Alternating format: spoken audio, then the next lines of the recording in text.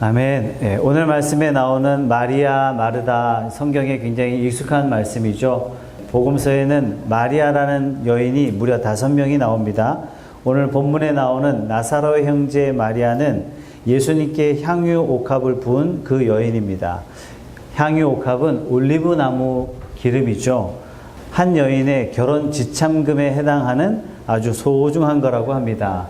지금도 시리아 지역에 가면 올리브 나무를 가진 가정은 자식을 대학까지 보낼 수 있다고 해요. 정말 대단한 거죠. 그러니 이 향유 옥합을 예수님의 발에 붓고 자신의 머릿결로 예수님의 발을 씻긴 이 여인은 정말 주님을 사랑한 여인입니다. 이 여인이 자기의 누이들을 예수님께 보냅니다. 보내면서 우리 오빠가 어떤 오빠예요? 예수님의 사랑을 받는 자, 또 예수님을 사랑하는 자, 그 나사로가 병이 들었습니다. 속히 와주십시오. 이렇게 전하면서 자기 누이들을 보내게 되죠. 11장 5절 말씀에 이렇게 말씀하세요. 예수께서 본래 마르다와 그 동생과 나사로를 사랑하시더니. 여러분, 성경이 유독 마르다와 마리아와 나사로를 사랑하셨다 이렇게 강조하고 있어요. 아니, 예수님께서 누군들 사랑하지 않으시겠습니까? 그럼에도 불구하고 오늘 성경은 유독 매우 강조해서 마르다와 나사로를 사랑하시더니 라고 매우 특별하게 기록하고 있습니다. 아마도 이 마리아가 자신의 전 재산을 예수님의 발 앞에 쏟아부은 것과 무관하지는 않겠죠. 사랑하는 자들의 부탁이고 특별한 요청이었기 때문에 아마도 예수님은 누구의 요청보다도 즉각적으로 응답하실 것 같아요. 그런데 예수님께서는 이 다급한 마리아의 기도 제목에 대해서 예수님은 매우 느긋하셨어요. 오히려 예수님은 이렇게 말씀하세요. 죽을 병이 아니니라 이렇게 말씀하세요. 아니, 그 전에 죽을 병이라고 표현했나요? 아마도 마리아의 심부름으로 보냈던 누이들이 예수님을 찾아가서 예수님 당장 오십시오. 지금 우리 오라버니가 죽게 되었어요. 아마 이렇게 간청했던 것 같아요. 거기에 대한 예수님의 응답은 의외였어요. 죽을 병이 아니다. 여러분, 나사로의 누이들이 이 직면한 상황이 매우 급했는데 아마 성경의 느낌상 이 누이들의 보고는 매우 다급하게 예수님을 초청하고 예수님께 요청했던 것 같아요. 실제적으로 결과적으로 나사로 죽었어요. 이들은 현실을 너무나 직시했단 말이죠. 그럼에도 불구하고 예수님께서는 뭐라고 말씀하셨냐면 이거 다급한 문제 아니야. 이렇게 말씀하세요. 11장 4절 말씀을 제가 읽어드릴게요. 예수께서 들으시고 이르시되 이 병은 죽을 병이 아니라 하나님의 영광을 위함이요 하나님의 아들이 이로 말미암아 영광을 받게 하려 함이라. 지금 너희들이 직면한 이 상황은 너희들이 생각하는 것만큼 긴급한 상황이 아니야. 오히려 이 상황은 하나님이 영광을 받으실 상황이고 오히려 이 너희들이 직면한 다급한 상황은 아들 예수께서 영광을 받을 하나님의 기회로 준비 중이야. 하나님 이렇게 말씀하시고 계신 것입니다. 저는 목회자가 되어서 고난이라는 주제로 정말 설교를 많이 했어요. 제가 자기계발 강사가 되어서 부산에서 수많은 CEO들에게, 대학 교수가 되어서 수많은 학생들에게 고난이라는 주제를 제가 아주 단골 메뉴로 많이 썼어요. 성공은 반드시 고난 다음에 옵니다. 고난이 지나야 성공이라는 선물이 누구에게나 주어지는 것입니다. 누가 성공합니까? 고난이라는 과정을 겪어나가야 돼요. 고난이 뭐죠? 축복이 변장한 하나님의 과정이에요. 고난의 코너를 반드시 돌아야 진짜 복을 누릴 수 있어요. 아니, 세상에 이깟 고난 가지고 여러분들 징징거려서 되겠습니까?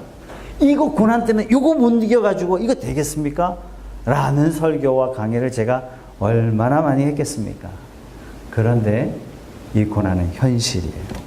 현실의 가슴에 탁 와닿으면 대체적으로 고난 앞에 느긋해할 수 있는 여유 있는 사람은 그리 많지 않습니다. 지금 마르다도 그렇고 마리아도 그렇고 아니 죽음을 눈앞에 두고 있는 나사로도 그렇고 이들이 경험한 고난은요 추상이 아니에요. 이론이 아니에요. 자기 피부에 뼛속까지 느껴지는 현실이란 말이에요. 어쩌면 나사로가 죽게 되면 마르다도 마리아도 살 여력이 전혀 없는 그러한 과부가 되는 여인이었는지 모르겠습니다. 힘들고 어려운 고난 앞에 선 이들이 누구냐 하면은 예수님을 저주했고 예수님을 따르지 않았고 예수님을 핍박했던 그들이 아니라 예수님으로부터 누구보다도 특별한 사랑을 받고 있는 이들이 고난을 받고 있어요. 저는 재정적 문제를 경험하게 되면서, 이 어려움을 경험하면서 재정적인 문제보다도 사실상 저를 더 괴롭혔던 건 뭐냐면, 자꾸 제 마음속에 이런 마음이 드는 거예요. 하나님 과연 나를 사랑하시는가? 하나님, 제가 다 쏟아부은 거 하나님 아시잖아요. 뭘 더 바라세요? 이런 마음이 드는 거예요. 여기까지 오니까 다 그냥 정리하고 싶은 마음이 있는 거예요. 이쯤 되니까 뭐 내가 꼭 아니어도 이 복음 사역에 누가 막을까? 그래서 모든 합리적인 방법을 다 찾아내기 시작하는 거예요. 더 가슴 아픈 것은 이러한 상황 가운데 하나님이 결코 나를 버리지 않으셨다는 메시지를 계속 주시고 계신 거예요. 여전히 따뜻한 사랑으로 사랑하고 계시고, 여전히 따뜻한 눈빛으로 나를 바라보고 계시고, 내가 혹시 잊어버릴까 말씀을 통해서 나로 하여금 깨닫게 하시고, 내가 혹시 느끼지 못할까 봐 사람들을 통해서 저를 강화시켜 주시고, 혹시 내가 그것들을 경험하고도 잊어버릴까 봐 특별한 예기치 못한 상황을, 환경을 만드셔서 하나님께서 말씀하세요. 헐떡거리며 달려가고 있는 저를 향해서 내가 너를 사랑한다 라고 말씀하시는 거예요. 그러면서 하나님께서 제게 깨달음을 주세요. 하나님이 과연 나를 사랑하십니까? 라고 던졌던 이 질문에 대해서, 이 질문을 완전히 뒤바꿔서 하나님이 제게 이런 질문을 던지시는 거예요.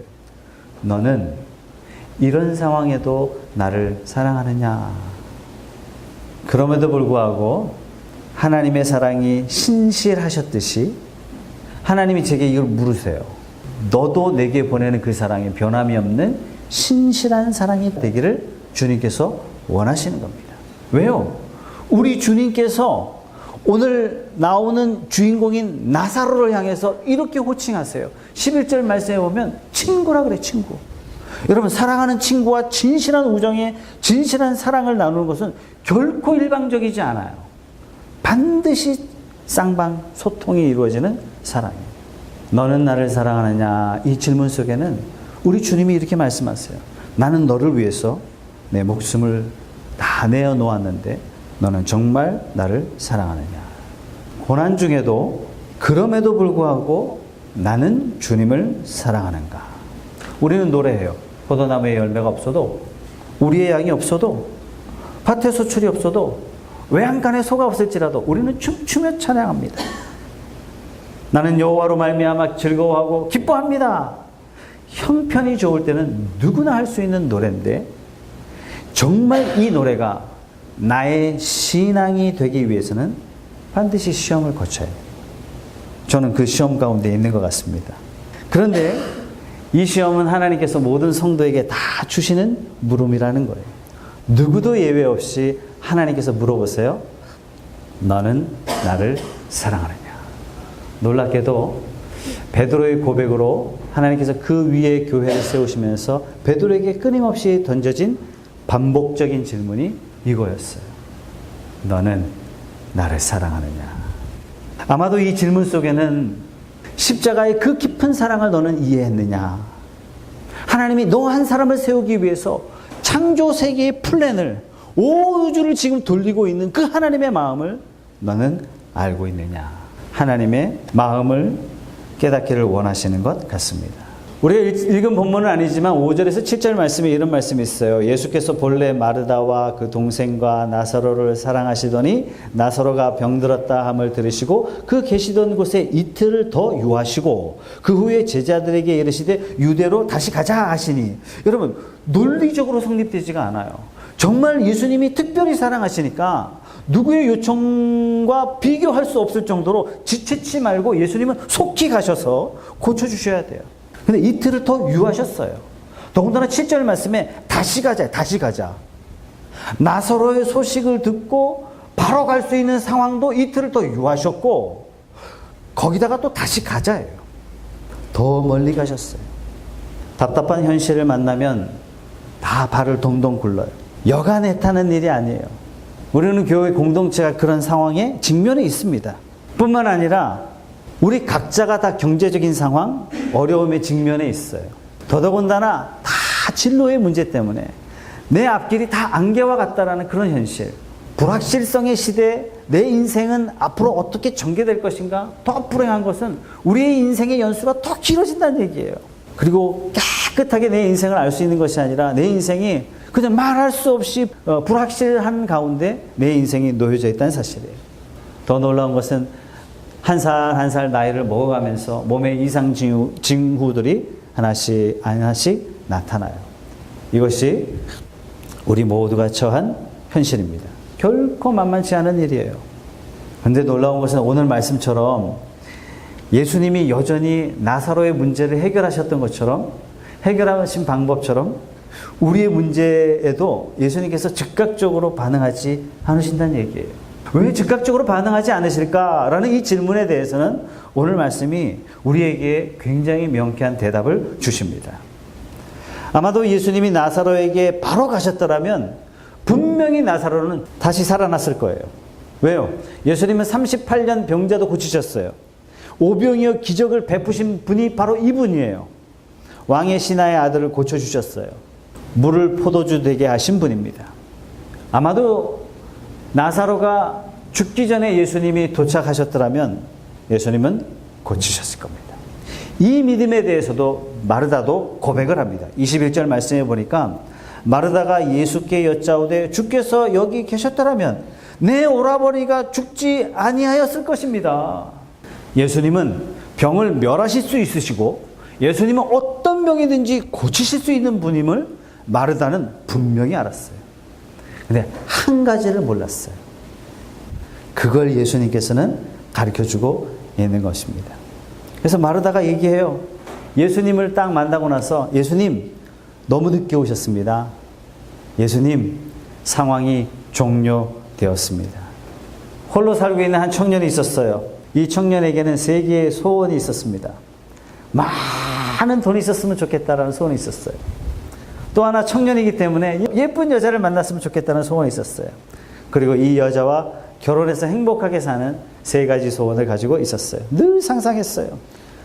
어느 날 이 청년이 마슬램프를 주웠네요.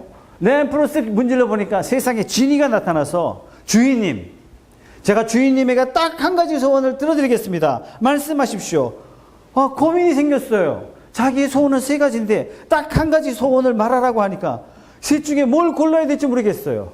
돈을 달라니 여자가 없고, 여자를 달라니 돈이 없고, 결혼하자니 여자가 못생겼을지도 모르고 또 가난하게 평생 살아야 할 것을 생각하니 답답해 미칠 지경이었어요. 아무리 생각해도 큰일이에요. 고민이에요. 소원을 들어주겠다는데도 고민이에요. 그래서 3가지 소원을 한 번에 이룰 수 있는 방법이 생각났어요. 그래서 잠깐 한 가지 소원 있어요. 그래놓고서 돈, 여자, 결혼 이렇게 얘기했다는 거 아닙니까? 그래서 평생 미친 여자와 살았다는 슬픈 전설이 지금도 아라비아 사막에 전해 내려온다는 얘기입니다. 지금 마르다는요, 믿음이 여기에 와 있는 거예요. 내가 원하는 것, 나의 바램쯤은 얼마든지 예수님이 들어주시고, 예수님이 존재하는 것은 내 소원을 뚝딱뚝딱 들어주기 위해서 하나님 존재하고 예수님 존재하고 예수님 그래서 오신 거예요. 왜 예수님 진작에 오시지 않았습니까? 라고 이야기하는 거예요. 그러나 예수님께서 마르다에게 고쳐주시는 거예요. 이 사건은 너를 위한 사건이 아니라 하나님과 아들 예수를 위한 사건이라는 것을 예수님께서는 가르쳐주고 계신 것입니다. 여러분, 요한복음은요 조금 다른 성경하고 틀려요. 그렇기 때문에 많은 학자들이 마태, 마가, 누가 이 3개의 성경은 공간복음, 똑같은 관점에서 쓰여졌다 이렇게 이야기를 하고, 요한복음은 매우 유별나요. 그래서 이 3개를 묶어서 공간복음이라고 이야기하죠. 요한복음만 유독 창세기와 매우 비슷하게 시작을 합니다. 매우 우주적이고 매우 신비스러운 성경이에요. 어떤 분은 요한복음이 굉장히 쉽다라고 이야기하지만 사실상 요한복음은 매우 어려운 성경입니다. 요한복음에는 마태, 마가, 누가에는 여러 예수님의 기적과 이적과 표적들을 가능한 한 많이 실어놨지만 요한복음은요 딱 7개의 예수님의 기적을 소개하고 있어요. 우리는 요한복음을 지나오면서 오늘 지금 7번째 기적을 만나고 있는 것입니다. 이런 기적을 통해서 예수님께서 궁극적으로 표현하고 싶으신 게 뭐냐면 예수님 자신이 누구신지 계속 비유적으로 혹은 매우 직설적으로 말씀해 주시고 계신 것입니다. 다시 말해서 요한복음은요 기적을 통해서 확고하게 예수님이 어떤 분이신지 말씀하시기 때문에 실제적으로 기적이라고 말하지 않고 표적. 이것은 어떠한 표라는 얘기예요. 오늘 11장 나사로 무덤에 오신 예수님이 나사로의 죽음을 통해서 그 죽음 앞에 절망할 수밖에 없는 그의 가족들, 마리아, 마르다, 이들에게 예수님은 가르쳐 주세요. 내가 부활이요 생명이라. 이걸 말씀으로 선포하실 뿐만 아니라 이들의 피부에 새겨주시고 뼈에다가 각인시켜주시고 심장에 새겨주시는 사건이 오늘 일어나고 있는 거예요. 자기들 눈앞에서 죽었던 그 오빠가 3일 만에 부활해서 그 무덤 문을 열고 튀어나오는 모습을 그들의 눈앞에서 생생하게 보여주시는 거예요. 아마 예수님이 더디 오시지 않고 즉각적으로 오셨더라면 아마 이 사실을 보지 못했을 거예요. 자기들 인생에 경험되어지는 모든 문제가 결국 하나님의 영광과 예수 그리스도의 영광을 위하여 주어진 처해진 상황이라는 사실을 그들은 깨닫지 못했을 거예요. 여전히 예수는 어떤 분이에요? 그저 기도하면 내 응답해주고 기도하면 내 소원 들어주시고 기도하면 내 형편 좀 좋게 만들어주시는 그런 분으로 알았을 거예요. 그러나 이 사건을 통해서 예수야말로 부활이시고 그분은 생명이시고 오고 오는 모든 인류의 희망이라는 사실을 마리아와 마르다는 가슴에 새겨주신 놀라운 사건이 되게 되죠. 사랑하는 여러분, 우리 기도해요. 근데 기도 응답이 잘 안 되는 것 같아요. 어쩌면 어떨 때는 주님이 내 기도만 안 들어주시는 것 같아요. 남들은 째깍째깍 응답받았다고 이야기하는데 나만 기도 응답의 열매가 없는 것 같아요. 아니요. 믿고 꾸준히 기도하십시오. 하나님은 여러분의 기도를 외면치 않으시고 여러분의 기도에 지금도 신실하게 응답해 주시는 줄 믿습니다. 놀라운 건 뭐냐면 내가 직면한 현실을 통해서 하나님의 영광을 받으시기를 원하고 내가 직면한 문제 때문에 예수 그리스도께서 영광을 받으시기를 원하신다는 사실. 단지 내 시간표에 맞지 않는 거예요. 하나님의 시간표는 성실하게 돌아가고 있고 하나님은 성실하게 우리의 입에다가 하나님의 귀를 갖다 대시고 저와 여러분의 문제를 들으시고 응답하시는 줄 믿으시기 바랍니다. 하나님은 우리의 문제를 통해서 우리의 기도의 제목을 통해서 하나님이 영광을 받으시기를 원하시고 예수님께서 영광을 받으시기를 원하신다는 사실입니다. 여러분 가을에는 감이 나오죠. 예, 저도 감을 좋아하는데 감씨 굉장히 딱딱합니다. 그렇죠? 저는 어렸을 때 감씨를 어금니로 세로로 두 쪽을 내본 경험이 참 많은데 아마 여러분들도 많이 해보셨을 거예요. 놀랍게도 감씨를 딱 쪼개보면 안에 숟가락이 있죠. 그죠? 어떤 친구는 100만 개 중에 하나는 포크가 들어있을 거라고 자꾸 쪼개기도 하는데 제가 잘라본 결과 한 10만 개 잘라봤는데 포크는 없습니다. 놀랍게도 그 딱딱한 껍질을 깨고 나면 그 안에 이유식이 잔뜩 들어있어요.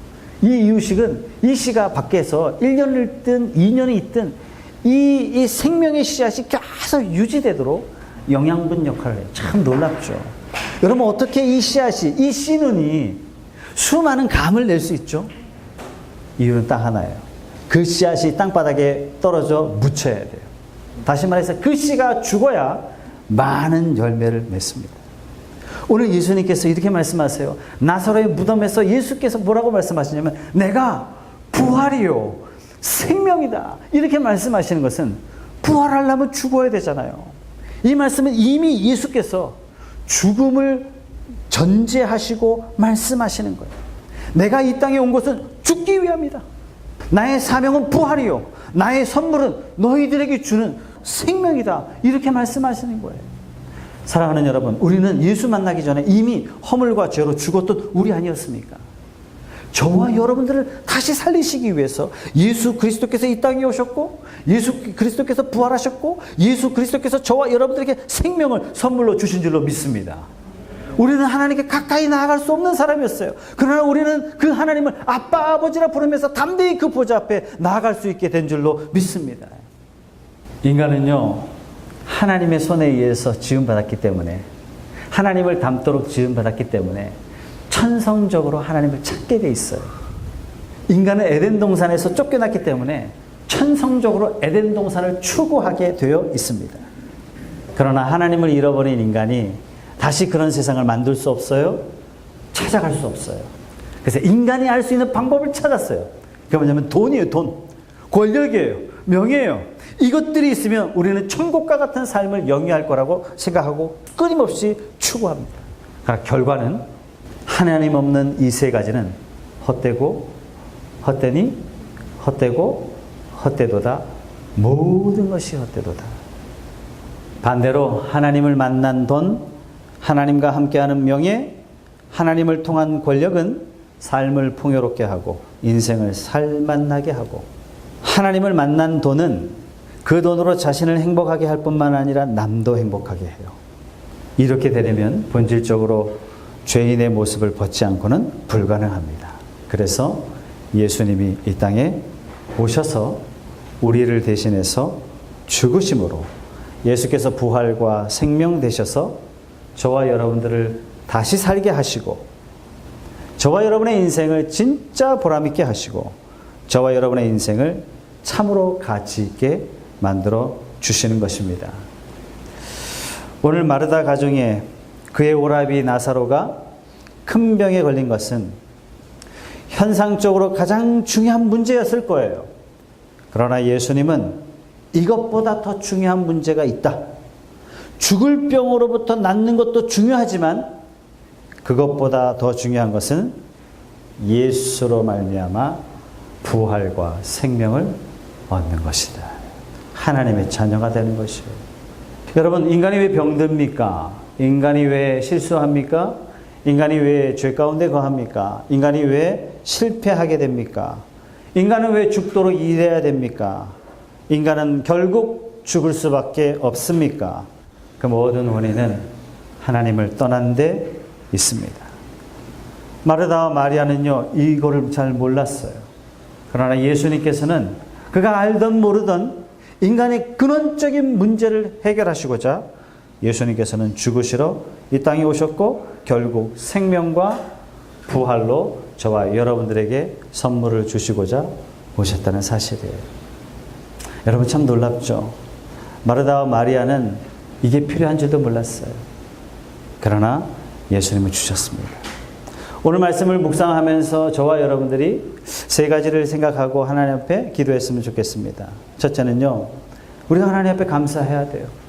우리 스스로도 깨닫지 못한 상황에서 인간 본질의 문제를 해결하시려, 죄의 문제를 해결하시려고 죽음의 문제를 해결해 주시고 저와 여러분들을 하나님을 향해서 아빠 아버지로 부른 그 놀라운 관계 회복에 대해서 우리는 진짜 영원토록 감사해도 부족한 상황입니다. 날마다 감사하기 바랍니다.